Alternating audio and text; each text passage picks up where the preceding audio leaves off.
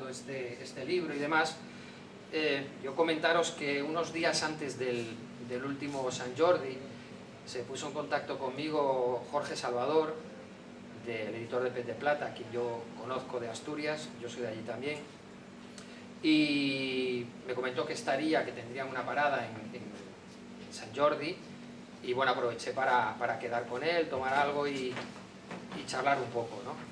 Él tenía allí montada, como os digo, su parada, compartía también con algún otro editor, creo que estaba el editor de Hoja de Lata, que es otra editorial nueva de Asturias, y algún autor, y me comentó que estaba a punto de salir un libro de un autor nuevo que vivía en Barcelona y que se titulaba Samsa, y que sería un libro que me gustaría y demás. Entonces, bueno, efectivamente él me mandó el libro, yo me lo leí y efectivamente me gustó, y a partir de ahí es cuando yo planteé la posibilidad de presentar el libro por segunda vez. Os diré que hoy en día, para alguien que ha superado y con esto es un halago, no es para nada, el conseguir que te publique alguien cuando ya no tienes esa etiqueta de joven promesa y vas a sacar tu primer libro y estas historias, es como una especie, esto lo digo con todo el cariño del mundo, porque hay grandes obras y grandes autores que podrían ser publicados, pero por otras cuestiones. La cuestión es que se tiene que dar una especie de confluencia astral bastante compleja para que esto suceda. Sucede ya con cualquier autor novel, pero en otros casos es todavía más complejo. Yo diría que en este caso, para que se dé esa confluencia, pues primero hay que partir de una obra de calidad. En el caso de Lorenzo, yo estoy convencido de que este libro que aquí presentamos es un gran libro, y no lo digo yo, sino que creo que me puedo permitir decir que en José María Merino, en un intercambio de correos en el que él envió el libro y demás para conseguir su opinión, pues recibió halagos y diciéndole que era, o algo así, que era uno de los mejores homenajes que podía recibir Kafka, con lo cual de alguna forma no se trata de que yo diga que es un gran libro, sino que viene avalado por José María Merino, que no es poca cosa, ¿no? Otra de las circunstancias, además de tener una buena obra, yo creo que la segunda bendición es dar con un editor como Pez de Plata, y a mí Pez de Plata ni me paga, ni yo he publicado nada, con lo cual, pero sí puedo decir que Jorge Salvador, como editor de Pez de Plata, es una de estas personas que, desde mi punto de vista, cumplen los requisitos de un editor, grande o pequeño, para hacer adecuadamente su trabajo. Incluso me puse ahí para no perderme nada. En primer lugar, yo diría que es publicar buena literatura. En segundo lugar, que esté bien editada, dar apoyo al autor, conseguir una adecuada distribución e impulsar la promoción del libro. Que esto se consiga con mayor o menor éxito es complejo, pero hay editores que procuran que esto suceda y hay otros que se quedan en la primera fase o prácticamente en ninguna. Yo diría que Pez de Plata es una de estas editoriales pequeñas, asturianas, que cumplen con todos esos requisitos. También me gustaría comentar lo siguiente: no es lo mismo ser un pequeño editor en Barcelona o en Madrid que ser un pequeño editor en Asturias o en una comunidad periférica donde las dificultades son mucho mayores de todo tipo. De ahí que reitere de alguna manera pues bueno, las alabanzas hacia el trabajo que ellos realizan. Bien, pues cumplidos esos dos requisitos, la obra de Lorenzo pues llega a las librerías, que por cierto, aunque es la primera obra publicada, para nada es la única obra escrita. El otro día estuvimos hablando y hay muchas más cosas en el cajón, más allá de esta obra que ahora comentamos, ¿no? Bueno, para quien no lo conozca, supongo que lo conoceréis la mayor parte de personas que estáis aquí. Él es de una población de Zaragoza, estudió Bellas Artes en Barcelona y aquí vive y trabaja dando clase. Vamos a entrar un poco ahora, en mi opinión, y a valorar un poco lo que es Samsa. Yo haré una pequeña introducción y luego iremos comentando. Desde el punto de vista, Samsa es un ejercicio de metaliteratura arriesgado, porque en fin, estamos tomando como referencia una obra canónica, Lorenzo Ariza lo que hace, quienes no conozcáis el libro todavía, es partiendo de la obra La Metamorfosis de Kafka, él lo que hace es tomar prestados los personajes de esa obra y desarrollarlos en mayor profundidad. Lo que hace es prolongar sus historias, extendiéndolas en el tiempo y ubicándolas en contextos y escenarios que superan los estrictamente de la obra de Kafka, que podríamos decir que están acotados a la casa donde está confinado. Personajes que en la obra de Kafka son secundarios o son tangenciales y que pivotan o giran en torno a la figura de Gregor Samsa, él los convierte, o sea, les da una mayor relevancia y con un protagonismo mucho más marcado. Si en la obra de Kafka, en La Metamorfosis, la voz narrativa está en tercera persona, básicamente concentrada en relatarnos las sensaciones y experiencias de Samsa, en este caso ese personaje sirve como punto de referencia, punto de partida para la obra de Lorenzo, y a partir de ahí extenderá, Gregor Samsa quedará como un personaje que sirve, como decía, de arranque. No tendrá el protagonismo, digamos, que tiene en la obra de Kafka. La obra de él, Samsa está narrada en cambio en primera persona, hablaremos también porque, y el protagonismo en este caso se lo otorga al patrón de la empresa, al patrón de la empresa donde trabaja Samsa, que al ser informado por el principal, por el encargado, sobre la ausencia del trabajo, y tras una serie de sucesos dramáticos que yo no voy a entrar aquí para no destripar la novela, va construyendo una historia complementaria y dando continuidad a los otros personajes de la Metamorfosis. Bien, como os podéis imaginar, bueno, cuando uno lee la obra de Lorenzo Ariza, está obligado inevitablemente a retomar la Metamorfosis, ¿no? Es decir, bueno, la Metamorfosis de Kafka hacía muchísimo tiempo que la había leído, posiblemente he leído lectura obligatoria en el instituto y después, y has de ir otra vez a esa obra. Y para mí, por dos motivos principales, ¿no? Claro, tú lees la obra de él y dices, caray, me gusta mucho y tal, pero ¿qué tiene esto que ver con la Metamorfosis?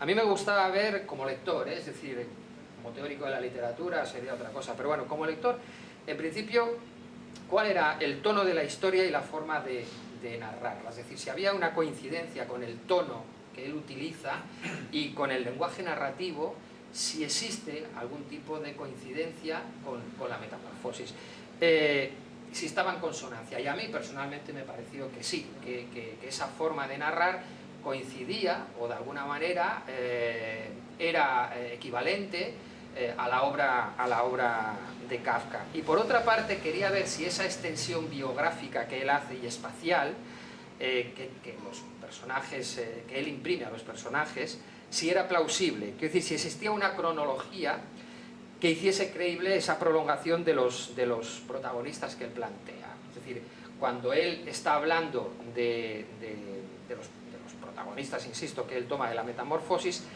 ver si esa extensión a otros escenarios, ver si esa extensión biográfica o emocional tiene sentido, ¿no? Es decir, por decirlo de alguna manera, si hay una continuidad o si son historias en paralelo, que entonces no tendrían, pero efectivamente veo que sí existe esa continuidad. Luego hablaremos y si queréis entramos en aspectos más teóricos que a lo mejor tú puedes profundizar más que yo. Yo creo que en ese sentido la obra también me sorprendió y vi que era una cuestión que estaba pues como muy bien lograda, ¿no? Entonces, superados esos retos estilísticos y de orden espacio-temporal, pues me quedaba preguntarme ¿y por qué la Metamorfosis? ¿Qué hay en la Metamorfosis que a este hombre le sugiera especialmente como obra de la que partir para escribir una novela, ¿no? Bueno, la Metamorfosis, más que menos supongo que la entenderá, o sea, lo conocerá, si queréis desde una perspectiva, un resumen muy escolar, pues podríamos entenderla como una especie de mito sobre la inutilidad y la soledad del individuo, que al tomar conciencia de la falsedad de su existencia se siente transformado en algo horroroso y que va condenado a la muerte. Más o menos sería una especie de resumen muy si queréis de eso, pero para entenderlo, ¿no? A mí, por encima de la trama de la novela, en la que no quiero entrar para no desmontarla, y quizás por deformación profesional, me interesan más los aspectos psicológicos y emocionales de los personajes, ¿no? E intentar relacionarlos con otras motivaciones literarias que tú tienes. Al fin y al cabo entiendo que lo que hace creíble o no en el contexto de la narración muchas veces es la personalidad o las emociones o las motivaciones de esos personajes. Bueno, aquí lo dejo.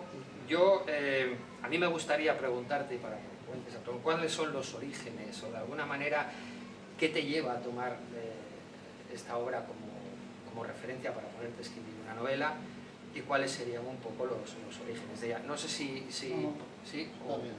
Pues... Hola, buenos días. Esta selecta multitud que tenemos aquí. Bueno, agradecer también la posibilidad de estar aquí a Juanjo Boya, que es el agente literario, y a Jorge Salvador Galindo, que es el editor, y bueno, que han hecho posible, es verdad, esta especie de imposible que es la publicación de un libro. Ahora es la postrera, o bueno, o prepostrera, ¿no? Bien, sí es verdad que yo había escrito ya bastante, dándole vueltas a un asunto que es quizá el que menos puede explicar, ¿no? Dijéramos, el que menos puede teorizar y no sé si acertar es el propio autor, ¿no? Estas cosas. Pero es la primera vez que pienso, no sé por qué, viniendo de casa esta mañana me venía a la cabeza los límites de lo humano, ¿no? Yo el personaje de Gregorio, que acudió después de haber escrito cosas sobre, por ejemplo, la animalidad, ¿no? La transformación, que es un tema recurrente en la literatura de todos los tiempos, ¿no? Desde los mitos griegos, Dafne se convierte en laurel, ¿no? En fin, claro, la metamorfosis de Kafka quizás sea la última gran transformación, ¿no? Pero se produce en un ámbito que no es un ámbito mitológico, no es tampoco una fantasía.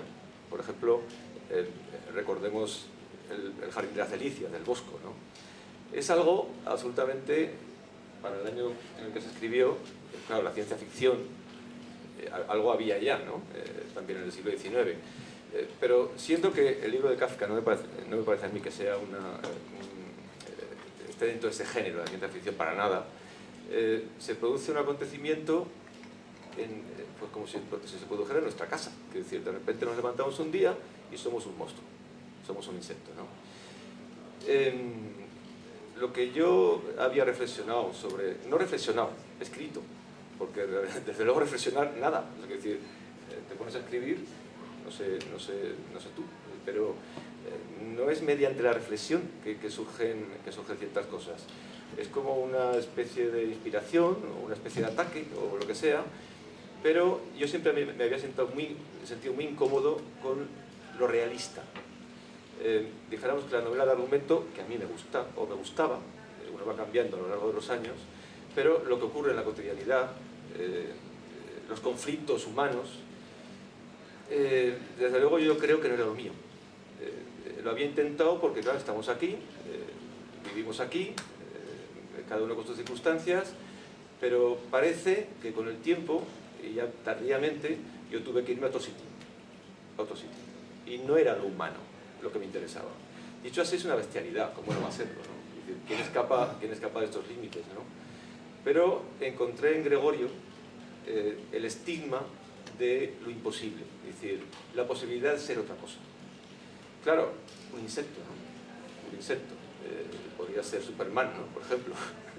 Pero no me sirve Superman. El superhombre, ¿no? Precisamente es lo contrario, ¿no? Y esto no tiene nada que ver con la humillación. Tampoco para mí tiene que ver Gregorio por supuesto que sí, ¿no? Con la cuestión, por ejemplo, de la soledad o de la marginalidad, por supuesto que sí, pero eso es un efecto secundario.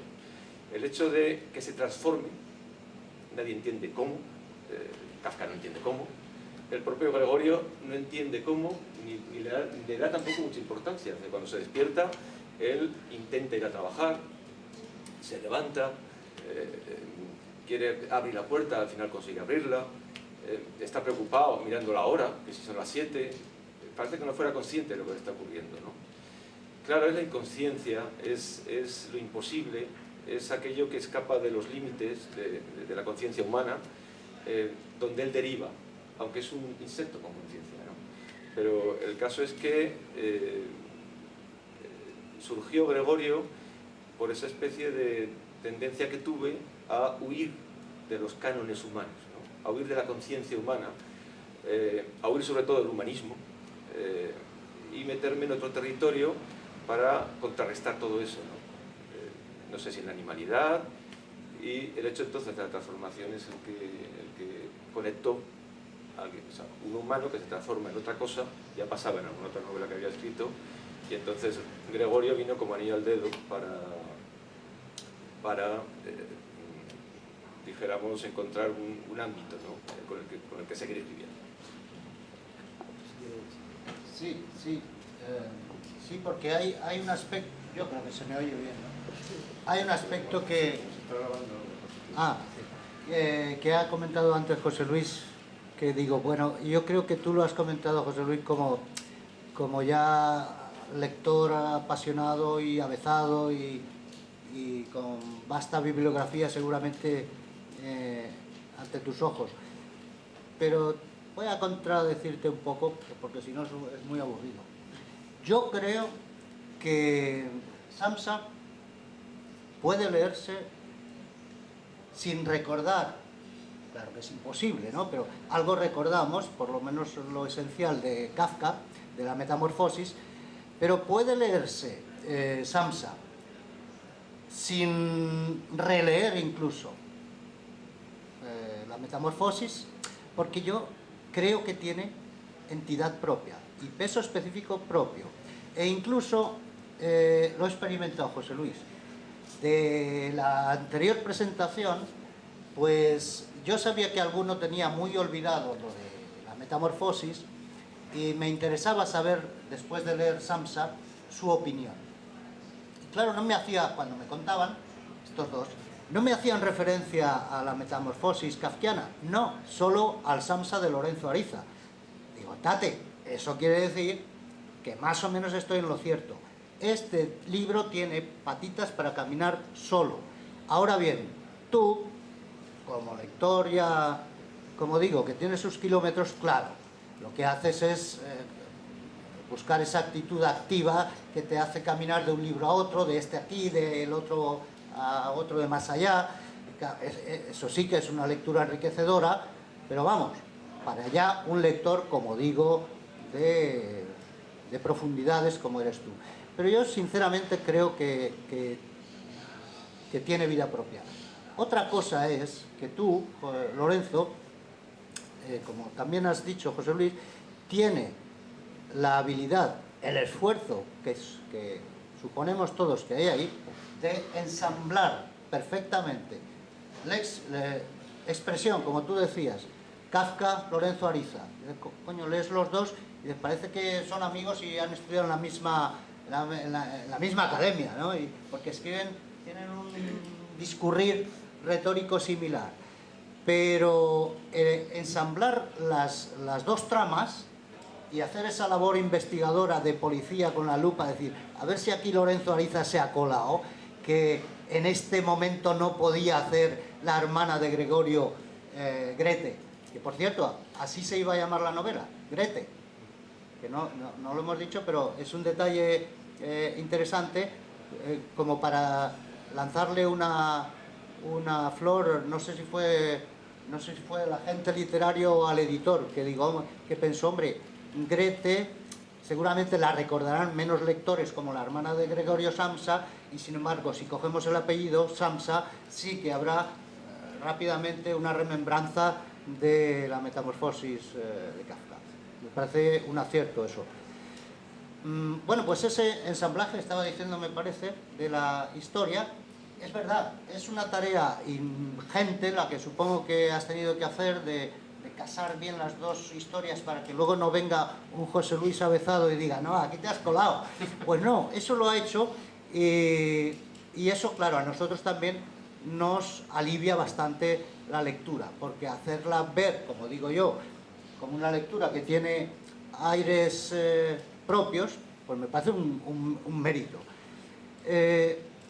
hay algo que yo creo que lo ve mejor el lector que el propio autor, por lo que he hablado con él mismo.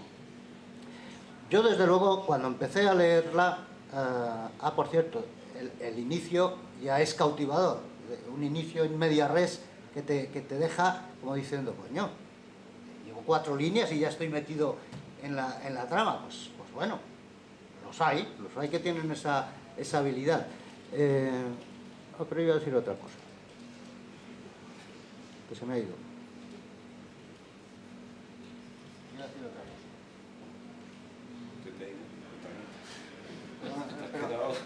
cosa. No, sí, no, pero ahora me acuerdo. Lo que vemos los demás que a veces uno mismo no ve. Yo veo al protagonista de Samsa y estoy viendo a Lorenzo en muchísimos aspectos. No estoy diciendo que Lorenzo plasme ahí su biografía, eso no es así. Pero que probablemente, sin ser tú consciente del todo, te mueves como se mueve o haces mover al protagonista como te mueves tú, eso lo veo yo. Me dio la paliza y me dijo que no es así. Bueno, si solo faltan los bares por la noche, que salga este por ahí y eres tú clavadito. Pues sí, yo lo he visto así. Por otro lado, a mí también, abundando en lo que decías, la novela realista, sinceramente, a mí me atrae como para leer del 19 hacia atrás, porque me puede interesar la vida cotidiana de nuestros antecesores en el 19, en el 18, en el 17, pues cómo celebraban las bodas, dónde iban al retrete, pues esas cositas. Pero las peleas que tenía un vecino con la vecina en el siglo XVIII o en 1954, o hace 20 o ayer, es que me da igual, porque tengo vecinos que las superan. Mis vecinos se pelean mejor que en cualquier novela. A lo mejor a veces yo también. Pero que la realidad, la propia realidad, supera a lo que está escrito, que quiere ser copia o fotocopia de la realidad. Estará muy bien escrito, pero a mí como trama no me dice nada. Lo que sí me dice es el realismo abstracto ese por el que tú te mueves mucho y que a mí la verdad es que me atrae también. Porque ahí ya hay otra cosa. Ahí ya no es copiar un retazo de ahí y lo plasmo en el libro ahora con un estilazo que tengo escribiendo que todo el mundo va a pensar, esto sí que lo cuenta bien. Pues bueno, sí, buen estilo, pero de lo que me cuenta tampoco me voy a llevar grandes recuerdos. Prefiero eso, prefiero que tenga un par o tres de escalones hacia arriba o hacia abajo, pero que los tenga, que no solamente sea un cuentacuentos o un cuenta historias. Ya no digo más del estilo y esas cosas porque parece que sea una alabanza fácil y que desde luego si lo hiciera sería muy sincera. A pesar de que hace años que lo conozco, pues hasta me sorprendió que escribiera también cuando leí algo de él por primera vez. Digo, bueno, da vergüenza ir con él a tomar algo, pues porque parece que lleves al lado un académico. Entonces ya no me da vergüenza hasta soltar tacos a su lado. Me va a decir, me va a soltar cualquier latinajo de estos. Así que, José Luis, push studio. No, yo quería contar lo siguiente. Evidentemente que Samsa se lee sola, es decir, no hace falta remitirse para nada a la metamorfosis, se sostiene sola. Lo que pasa es que yo, no solo como lector, sino como persona que va a presentar el libro de Lorenzo, pues claro, me siento primero en la curiosidad y luego en la obligación de ir a buscar la fuente, ¿no? Es decir, como decía antes, pues yo de la metamorfosis, de los detalles ni me acordaba. Claro, él empieza a mencionarte una serie que esto es lo curioso, una serie de personajes que claro, yo no me acordaba si toda esta gente salía en la metamorfosis, y efectivamente sale, ¿no? con mayor o menor protagonismo, y por eso digo que me llamó mucho y positivamente la atención ver que realmente esos mimbres están montados de una manera que se permite esa continuidad sin entrar en contradicciones, ¿no? Para mí A ver, es como cuando tú intentas casar dos colores, así intentas asemejarte o asimilar o copiar o lo que sea algo.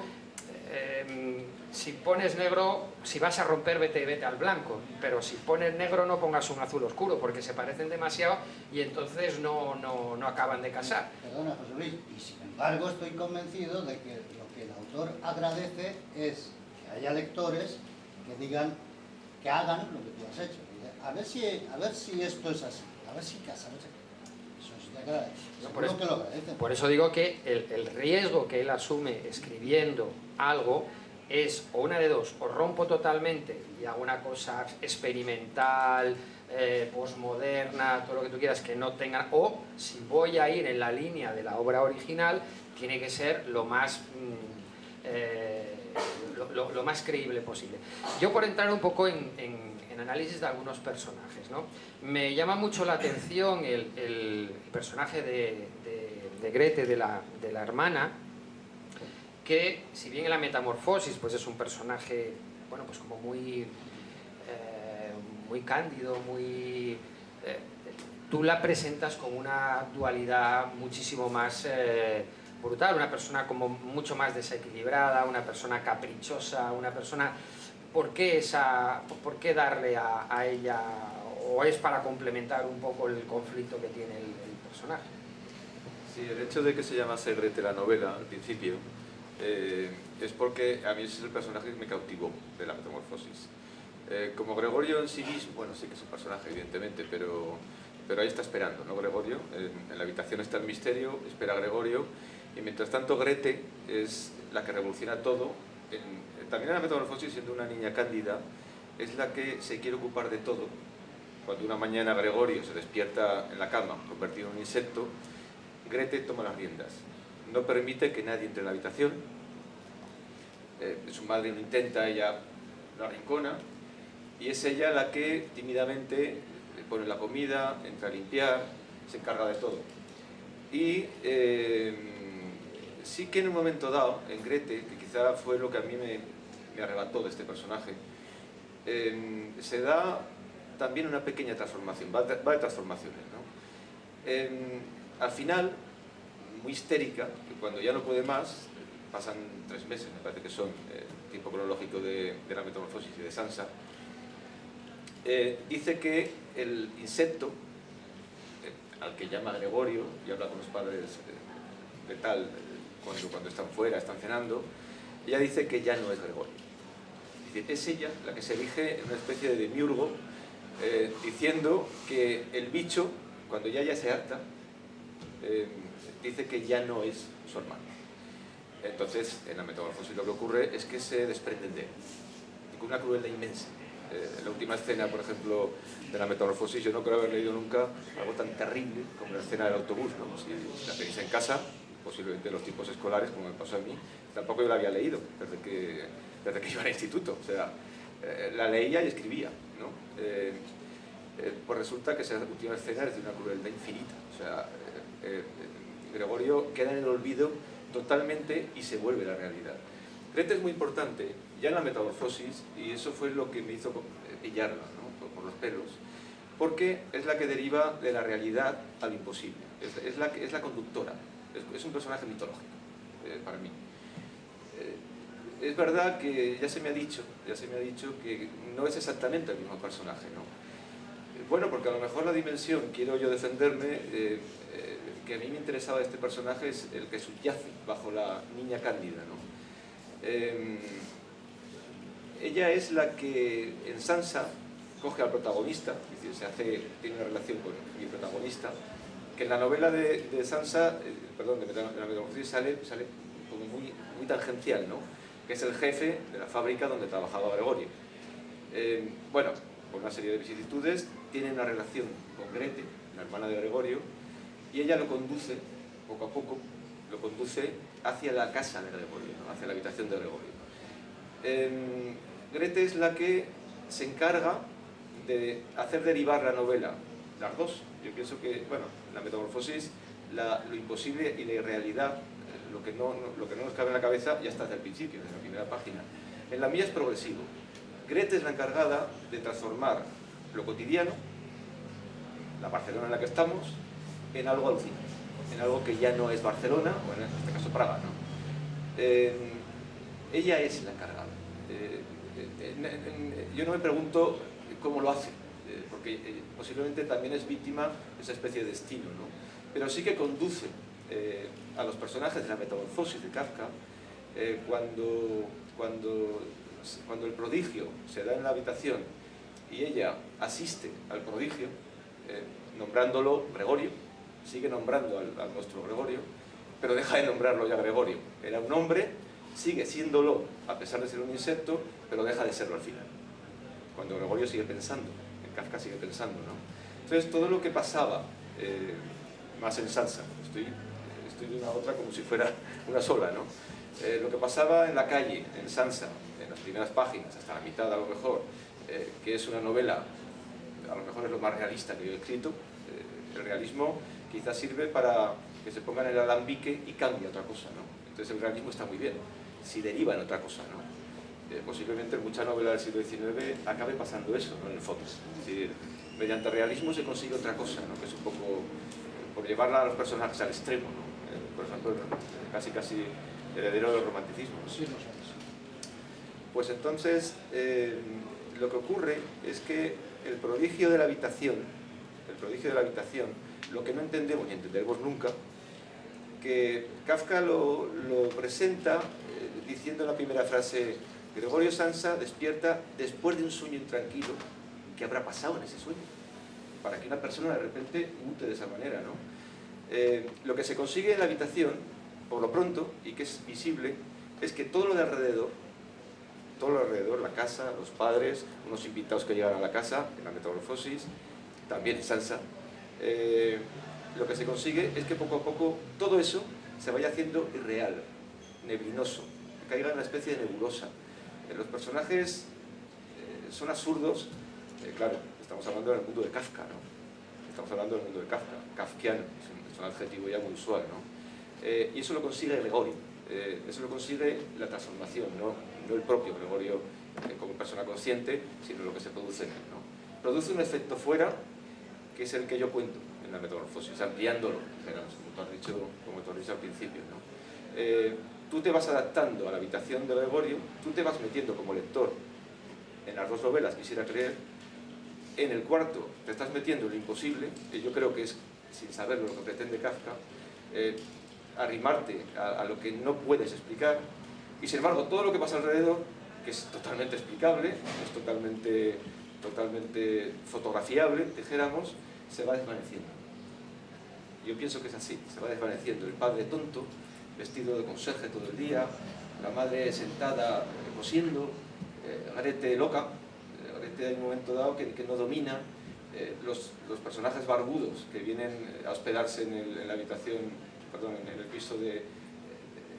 uno abre un periódico, da una hoja al otro, fuman en pipa, se conducen como autómatas, y sin embargo Gregorio, quizá en esa especie de irrealidad, es el más lúcido, ¿no? Es el más... una lucidez forzada, ¿no? Es el que te hace ver a ti las cosas, quizá como llevadas más allá, ¿no? Que lo que pasa. Y Grete es la que se encarga de esa especie de alquimia, ¿no? De lo cotidiano hasta lo que no podemos explicar. Yo sigo sin saber nada.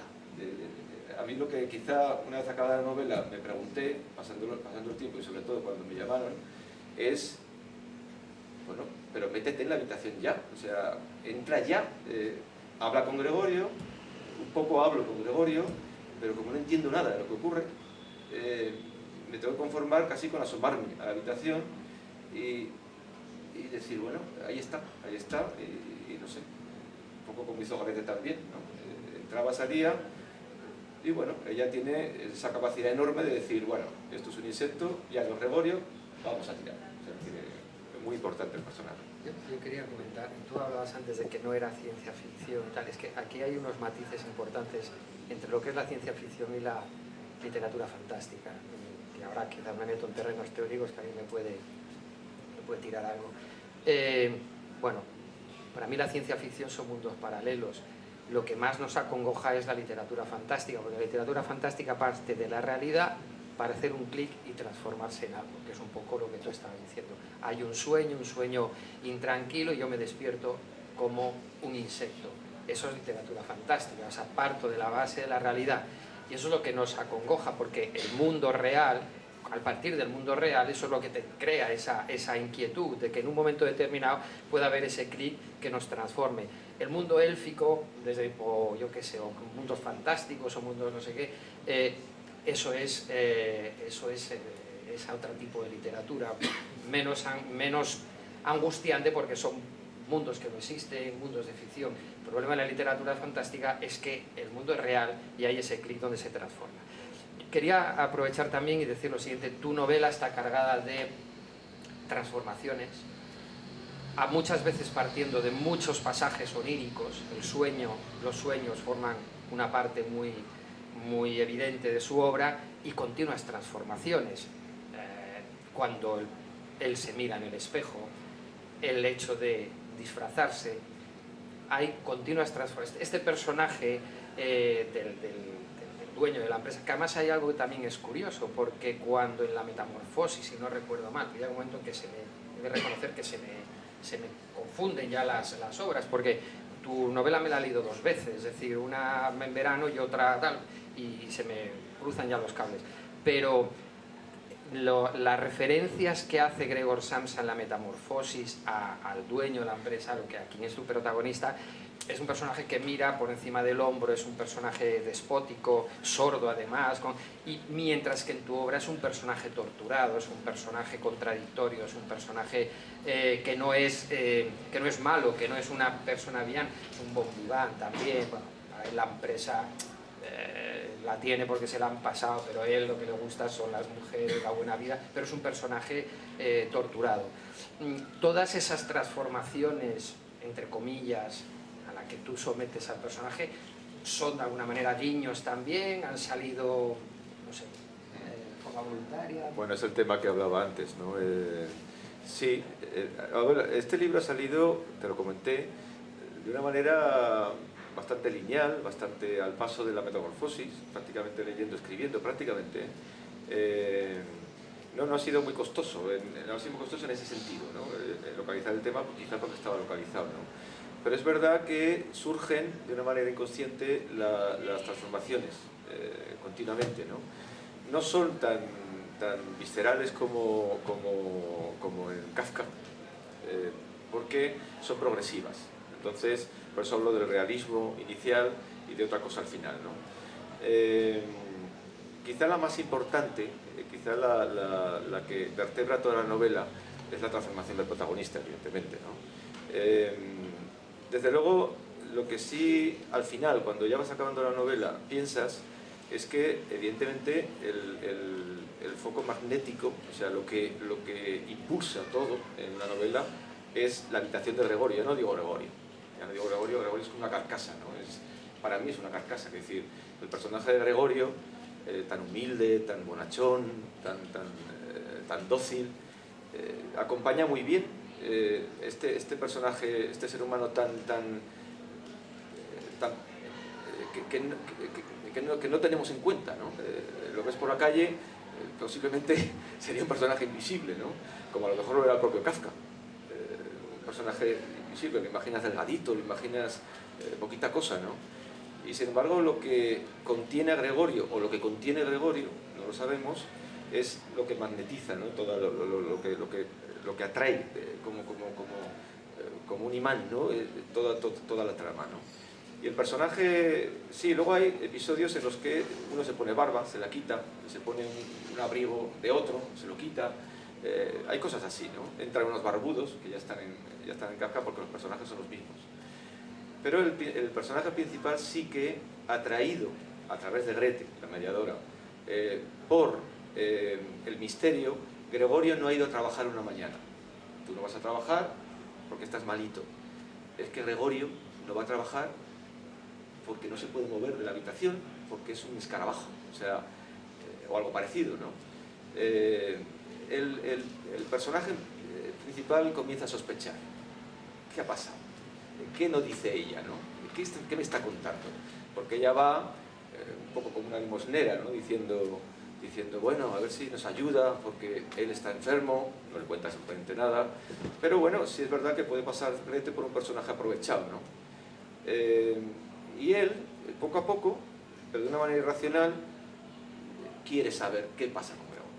Es un personaje al que ha visto una vez, de pasada, pero guarda un recuerdo de él, grato, ¿no? ¿Qué le ha ocurrido? Entonces, progresivamente en la novela, muy poco a poco, mientras tanto, pues pasan este tipo de transformaciones un poco cómicas, ¿no? Poco a poco se va acercando a la habitación, a la casa de Gregorio. Entra en la casa de Gregorio y a medida que se acerca se va despojando de todo lo que tenía. Hay una trama alrededor, entre él mismo, que es un poquito descuidado, un poco, como tú dices, que va a la suya, que no le interesa, dijéramos, la cuestión del trabajo heredado, ¿no? Una gran empresa de telas heredada de su padre, de su abuelo, él no sirve para eso, sin embargo, bueno, abre la fábrica, la cierra, está un poquito pendiente. De todo eso se va descargando.